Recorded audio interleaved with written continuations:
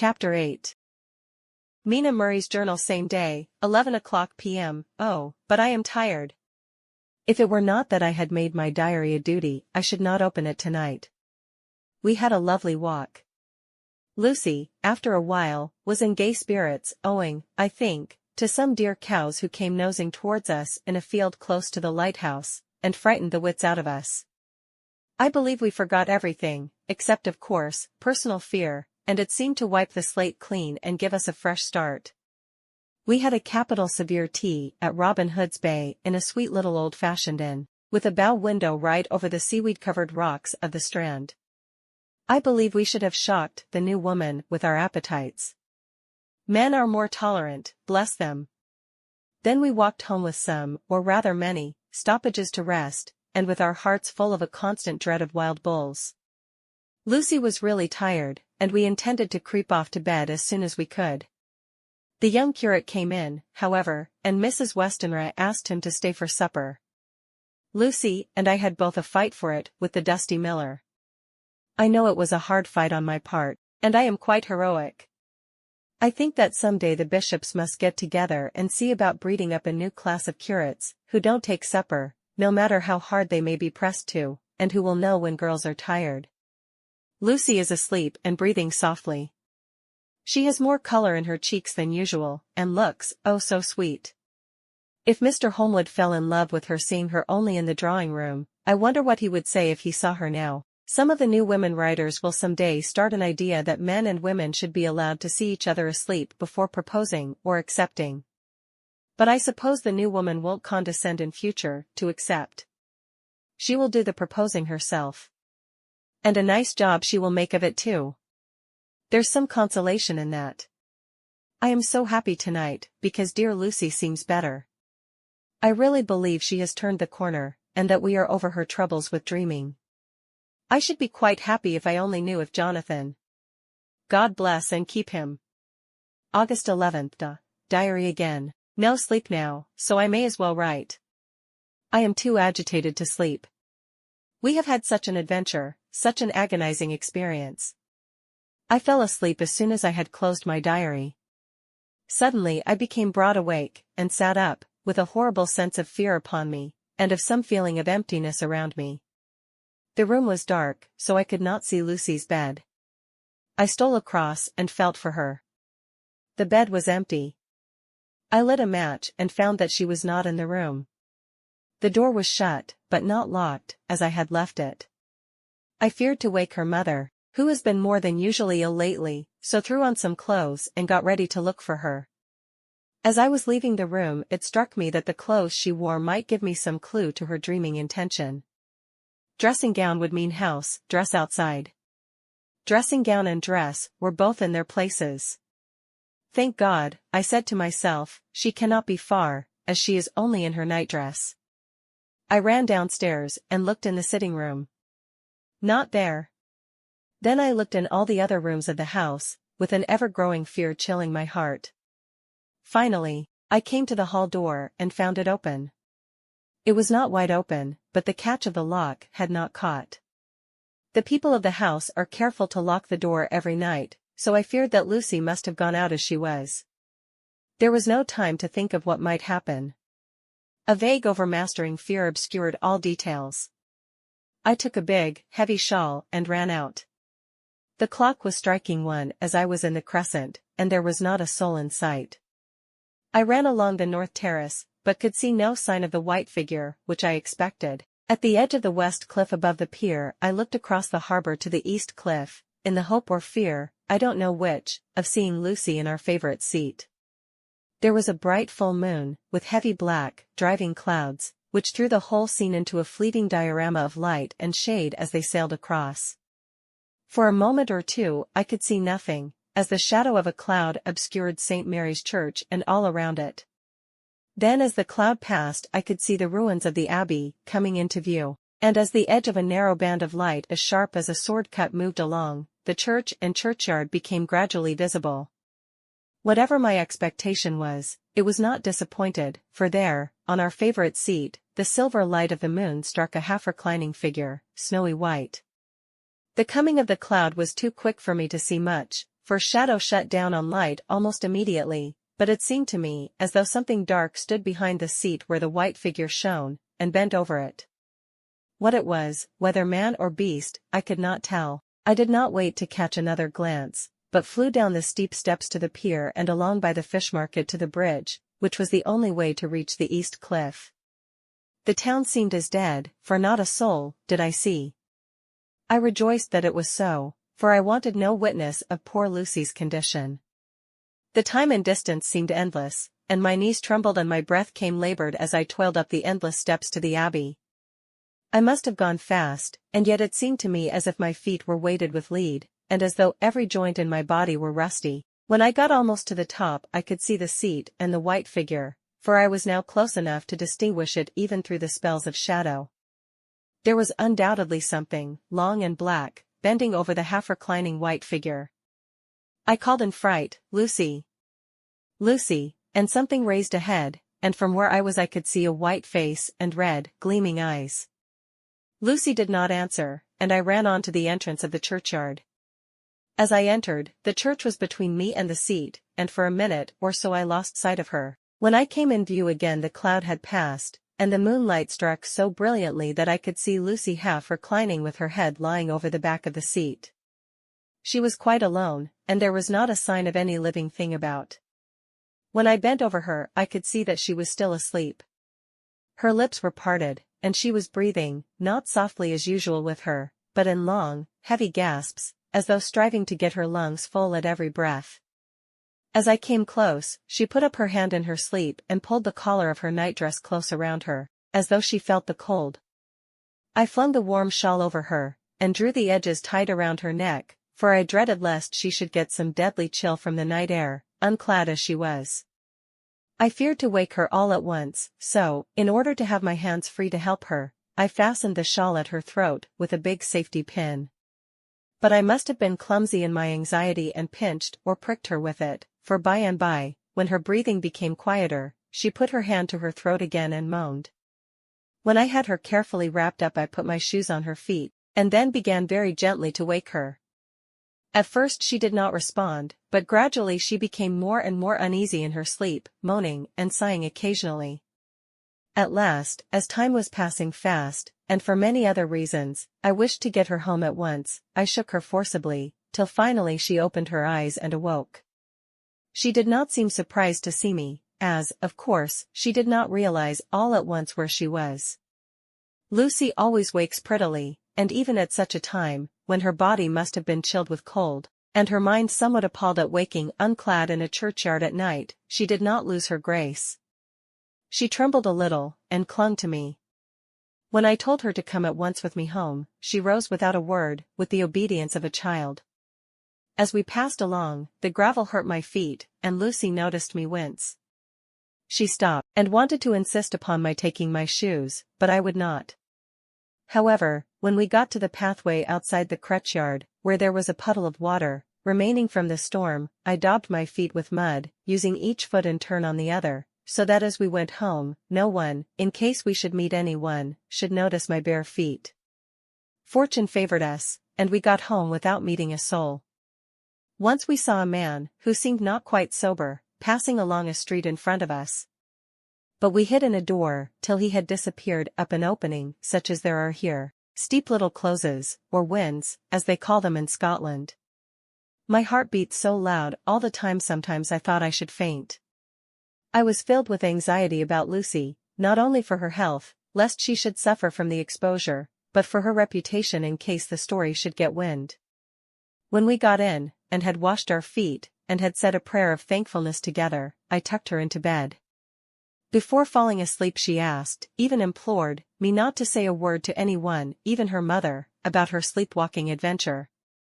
I hesitated at first, to promise, but on thinking of the state of her mother's health, and how the knowledge of such a thing would fret her, and think too, of how such a story might become distorted, nay, infallibly would, in case it should leak out, I thought it wiser to do so. I hope I did right. I have locked the door, and the key is tied to my wrist, so perhaps I shall not be again disturbed. Lucy is sleeping soundly. The reflex of the dawn is high and far over the sea. Same day, noon. all goes well. Lucy slept till I woke her and seemed not to have even changed her side. The adventure of the night does not seem to have harmed her, on the contrary, it has benefited her, for she looks better this morning than she has done for weeks. I was sorry to notice that my clumsiness with the safety pin hurt her. Indeed, it might have been serious, for the skin of her throat was pierced. I must have pinched up a piece of loose skin and have transfixed it, for there are 2 little red points like pinpricks, and on the band of her nightdress was a drop of blood. When I apologized and was concerned about it, she laughed and petted me, and said she did not even feel it. Fortunately, it cannot leave a scar, as it is so tiny. Same day, night. We passed a happy day. The air was clear, and the sun bright, and there was a cool breeze. We took our lunch to Mulgrave Woods, Mrs. Westenra driving by the road and Lucy and I walking by the cliff path and joining her at the gate. I felt a little sad myself, for I could not but feel how absolutely happy it would have been had Jonathan been with me. But there. I must only be patient. In the evening we strolled in the casino terrace, and heard some good music by Spar and Mackenzie, and went to bed early. Lucy seems more restful than she has been for some time, and fell asleep at once. I shall lock the door and secure the key the same as before, though I do not expect any trouble tonight. August 12th. My expectations were wrong, for twice during the night I was wakened by Lucy trying to get out. She seemed, even in her sleep, to be a little impatient at finding the door shut, and went back to bed under a sort of protest. I woke with the dawn, and heard the birds chirping outside of the window. Lucy woke, too, and I was glad to see, was even better than on the previous morning. All her old gaiety of manner seemed to have come back, and she came and snuggled in beside me and told me all about Arthur. I told her how anxious I was about Jonathan, and then she tried to comfort me. Well, she succeeded somewhat, for, though sympathy can't alter facts, it can make them more bearable. August 13th. Another quiet day, and to bed with the key on my wrist as before. Again I awoke in the night, and found Lucy sitting up in bed, still asleep, pointing to the window. I got up quietly, and pulling aside the blind, looked out. It was brilliant moonlight, and the soft effect of the light over the sea and sky, merged together in one great silent mystery, was beautiful beyond words. Between me and the moonlight flitted a great bat, coming and going in great whirling circles. Once or twice it came quite close, but was, I suppose, frightened at seeing me, and flitted away across the harbor towards the abbey. When I came back from the window Lucy had lain down again, and was sleeping peacefully. She did not stir again all night. August 14th. On the East Cliff, reading and writing all day. Lucy seems to have become as much in love with the spot as I am, and it is hard to get her away from it when it is time to come home for lunch or tea or dinner. This afternoon she made a funny remark. We were coming home for dinner, and had come to the top of the steps up from the West Pier and stopped to look at the view, as we generally do. The setting sun, low down in the sky, was just dropping behind Kettleness. The red light was thrown over on the East Cliff and the old abbey, and seemed to bathe everything in a beautiful rosy glow. We were silent for a while, and suddenly Lucy murmured as if to herself. His red eyes again. They are just the same. It was such an odd expression, coming apropos of nothing, that it quite startled me. I slewed round a little, so as to see Lucy well without seeming to stare at her, and saw that she was in a half-dreamy state, with an odd look on her face that I could not quite make out, so I said nothing, but followed her eyes. She appeared to be looking over at our own seat, whereon was a dark figure seated alone. I was quite a little startled myself, for it seemed for an instant as if the stranger had great eyes like burning flames, but a second look dispelled the illusion. The red sunlight was shining on the windows of St. Mary's Church behind our seat, and as the sun dipped there was just sufficient change in the refraction and reflection to make it appear as if the light moved.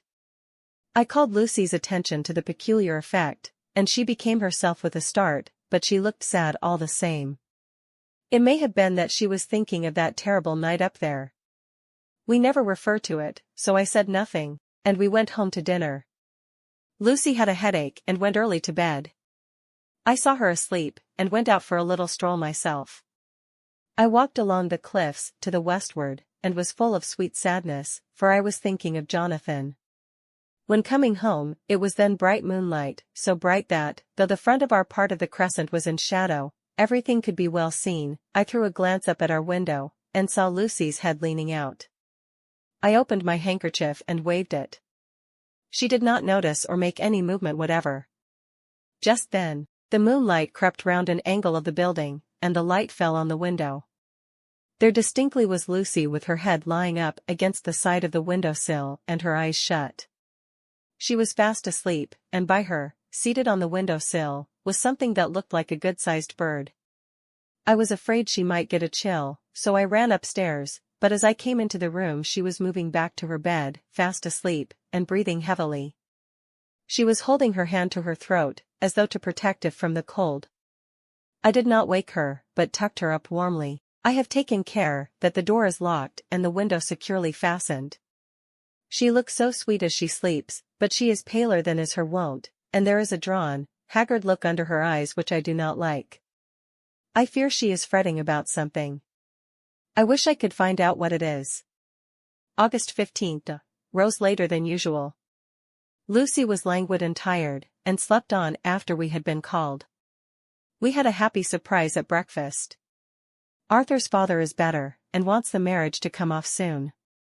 Lucy is full of quiet joy, and her mother is glad and sorry at once. Later on in the day she told me the cause. She is grieved to lose Lucy as her very own, but she is rejoiced that she is soon to have someone to protect her. Poor dear, sweet lady. She confided to me that she has got her death warrant. She has not told Lucy, and made me promise secrecy. Her doctor told her that within a few months, at most, she must die, for her heart is weakening. At any time, even now, a sudden shock would be almost sure to kill her. Ah, we were wise to keep from her the affair of the dreadful night of Lucy's sleepwalking. August 17th. No diary for 2 whole days. I have not had the heart to write. Some sort of shadowy pall seems to be coming over our happiness. No news from Jonathan, and Lucy seems to be growing weaker, whilst her mother's hours are numbering to a close. I do not understand Lucy's fading away as she is doing. She eats well and sleeps well, and enjoys the fresh air, but all the time the roses in her cheeks are fading, and she gets weaker and more languid day by day. At night I hear her gasping as if for air. I keep the key of our door always fastened to my wrist at night, but she gets up and walks about the room, and sits at the open window. Last night I found her leaning out when I woke up, and when I tried to wake her I could not. She was in a faint. When I managed to restore her, she was weak as water, and cried silently between long, painful struggles for breath. When I asked her how she came to be at the window, she shook her head and turned away. I trust her feeling ill may not be from that unlucky prick of the safety pin. I looked at her throat just now as she lay asleep, and the tiny wounds seem not to have healed. They are still open, and, if anything, larger than before, and the edges of them are faintly white. They are like little white dots with red centers. Unless they heal within a day or two, I shall insist on the doctor seeing about them. Letter, Samuel F. Billington and Son, Solicitors Whitby, to Messrs. Carter, Patterson and Co., London. August 17th. Dear Sirs, herewith please receive invoice of goods sent by Great Northern Railway. Same are to be delivered at Carfax, near Purfleet, immediately on receipt at goods station King's Cross. The house is at present empty, but enclosed please find keys, all of which are labeled. You will please deposit the boxes, 50 in number, which form the consignment, in the partially ruined building forming part of the house and marked A on rough diagrams enclosed. Your agent will easily recognize the locality, as it is the ancient chapel of the mansion. The goods leave by the train at 9:30 tonight, and will be due at King's Cross at 4:30 tomorrow afternoon. As our client wishes the delivery made as soon as possible, we shall be obliged by your having teams ready at King's Cross at the time named and forthwith conveying the goods to destination. In order to obviate any delays possible through any routine requirements as to payment in your departments, we enclose check herewith for £10, receipt of which please acknowledge. Should the charge be less than this amount, you can return balance. If greater, we shall at once send check for difference on hearing from you. You are to leave the keys on coming away in the main hall of the house, where the proprietor may get them on his entering the house, by means of his duplicate key. Pray do not take us as exceeding the bounds of business courtesy in pressing you in all ways to use the utmost expedition. We are, dear sirs, faithfully yours, Samuel F. Billington and Son. Letter, Messrs. Carter, Patterson and Co., London, to Messrs. Billington and Son, Whitby. August 21. Dear Sirs, we beg to acknowledge £10 received and to return cheque of £1, 17s, 9d, amount of overplus, as shown in receipted account herewith. Goods are delivered in exact accordance with instructions, and keys left in parcel in main hall, as directed. We are, dear Sirs, yours respectfully, Pro Carter, Patterson and Co. Mina Murray's Journal. August 18. I am happy today, and right sitting on the seat in the churchyard. Lucy is ever so much better. Last night she slept well all night, and did not disturb me once. The roses seem coming back already to her cheeks, though she is still sadly pale and wan-looking. If she were in any way anemic I could understand it, but she is not. She is in gay spirits and full of life and cheerfulness. All the morbid reticence seems to have passed from her, and she has just reminded me, as if I needed any reminding, of that night, and that it was here, on this very seat, I found her asleep. As she told me she tapped playfully with the heel of her boot on the stone slab and said, "My poor little feet didn't make much noise then." I dare say poor old Mr. Swales would have told me that it was, because I didn't want to wake up Geordie. As she was in such a communicative humor, I asked her if she had dreamed at all that night. Before she answered, that sweet, puckered look came into her forehead, which Arthur, I call him Arthur from her habit, says he loves, and indeed, I don't wonder that he does. Then she went on in a half-dreaming kind of way, as if trying to recall it to herself. I didn't quite dream, but it all seemed to be real. I only wanted to be here in this spot. I don't know why, for I was afraid of something, I don't know what. I remember, though I suppose I was asleep, passing through the streets and over the bridge. A fish leaped as I went by, and I leaned over to look at it, and I heard a lot of dogs howling. The whole town seemed as if it must be full of dogs all howling at once, as I went up the steps. Then I had a vague memory of something long and dark with red eyes, just as we saw in the sunset, and something very sweet and very bitter all around me at once. And then I seemed sinking into deep green water, and there was a singing in my ears, as I have heard there is to drowning men, and then everything seemed passing away from me. My soul seemed to go out from my body and float about the air. I seem to remember that once the West Lighthouse was right under me, and then there was a sort of agonizing feeling, as if I were in an earthquake, and I came back and found you shaking my body. I saw you do it before I felt you. Then she began to laugh. It seemed a little uncanny to me, and I listened to her breathlessly. I did not quite like it, and thought it better not to keep her mind on the subject, so we drifted on to another subject, and Lucy was like her old self again. When we got home, the fresh breeze had braced her up, and her pale cheeks were really more rosy. Her mother rejoiced when she saw her, and we all spent a very happy evening together. August 19. Joy, joy, joy. Although not all joy. At last, news of Jonathan. The dear fellow has been ill, that is why he did not write. I am not afraid to think it or to say it, now that I know.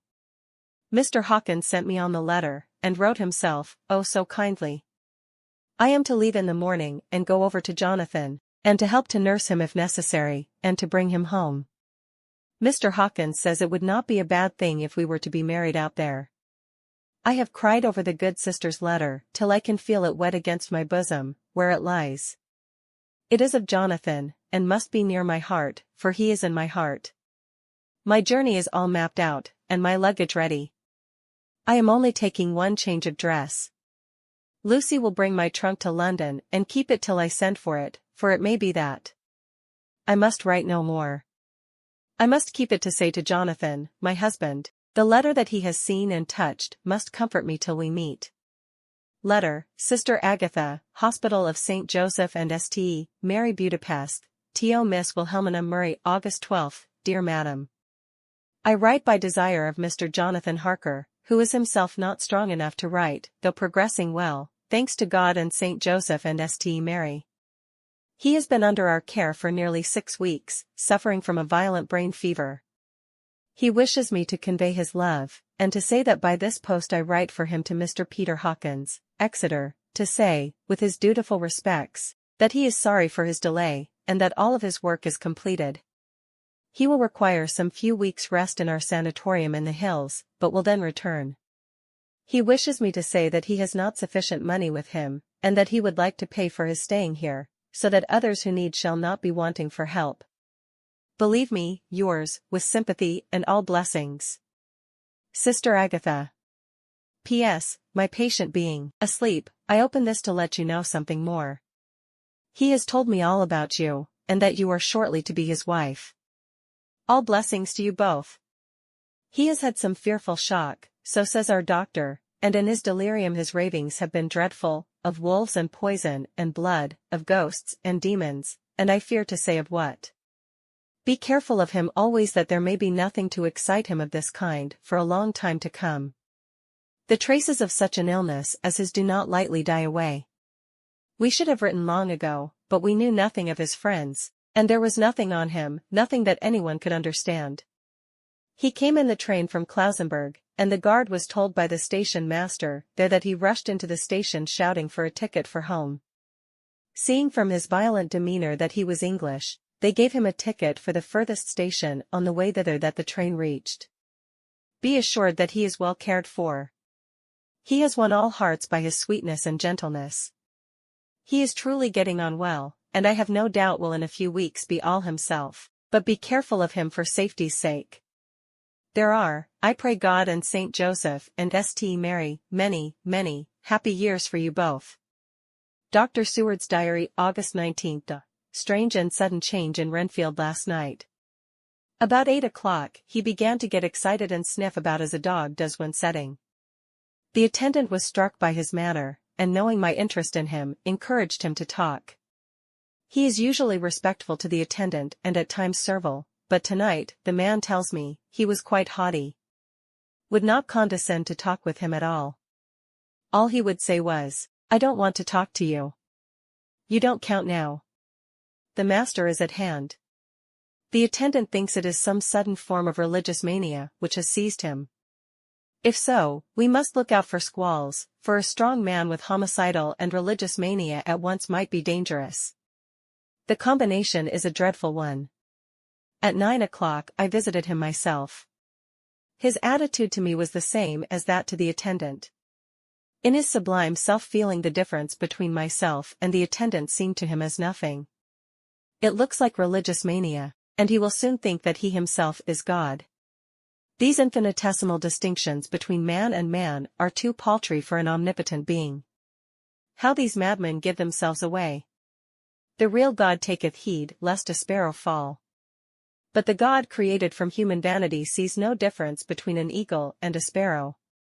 Oh, if men only knew! For half an hour or more Renfield kept getting excited in greater and greater degree. I did not pretend to be watching him, but I kept strict observation all the same. All at once that shifty look came into his eyes which we always see when a madman has seized an idea, and with it the shifty movement of the head and back which asylum attendants come to know so well. He became quite quiet, and went and sat on the edge of his bed resignedly, and looked into space with lackluster eyes. I thought I would find out if his apathy were real or only assumed, and tried to lead him to talk of his pets, a theme which had never failed to excite his attention. At first he made no reply, but at length said testily, "Bother them all, I don't care a pin about them." What I said. You don't mean to tell me you don't care about spiders? Spiders at present are his hobby, and the notebook is filling up with columns of small figures. To this he answered enigmatically, "The bride maidens rejoice, the eyes that wait the coming of the bride. But when the bride draweth nigh, then the maidens shine not to the eyes that are filled." He would not explain himself, but remained obstinately seated on his bed all the time I remained with him. I am weary tonight and low in spirits. I cannot but think of Lucy, and how different things might have been. If I don't sleep at once, chloral, the modern Morpheus. I must be careful not to let it grow into a habit. No, I shall take none tonight. I have thought of Lucy, and I shall not dishonor her by mixing the two. If need be, tonight shall be sleepless. Later. Glad I made the resolution, gladder that I kept to it. I had lain tossing about, and had heard the clock strike only twice, when the night watchman came to me, sent up from the ward, to say that Renfield had escaped. I threw on my clothes and ran down at once. My patient is too dangerous a person to be roaming about. Those ideas of his might work out dangerously with strangers. The attendant was waiting for me. He said he had seen him not 10 minutes before, seemingly asleep in his bed, when he had looked through the observation trap in the door. His attention was called by the sound of the window being wrenched out. He ran back and saw his feet disappear through the window, and had at once sent up for me. He was only in his night gear, and cannot be far off. The attendant thought it would be more useful to watch where he should go than to follow him, as he might lose sight of him whilst getting out of the building by the door. He is a bulky man, and couldn't get through the window. I am thin, so, with his aid, I got out, but feet foremost, and as we were only a few feet above ground, landed unhurt. The attendant told me the patient had gone to the left, and had taken a straight line, so I ran as quickly as I could. As I got through the belt of trees, I saw a white figure scale the high wall, which separates our grounds from those of the deserted house. I ran back at once, told the watchman to get 3 or 4 men immediately and follow me into the grounds of Carfax, in case our friend might be dangerous. I got a ladder myself, and crossing the wall, dropped down on the other side. I could see Renfield's figure just disappearing behind the angle of the house, so I ran after him. On the far side of the house I found him pressed close against the old iron-bound oak door of the chapel. He was talking, apparently to someone, but I was afraid to go near enough to hear what he was saying, lest I might frighten him, and he should run off. Chasing an errant swarm of bees is nothing to following a naked lunatic, when the fit of escaping is upon him. After a few minutes, however, I could see that he did not take note of anything around him, and so ventured to draw nearer to him, the more so as my men had now crossed the wall and were closing him in.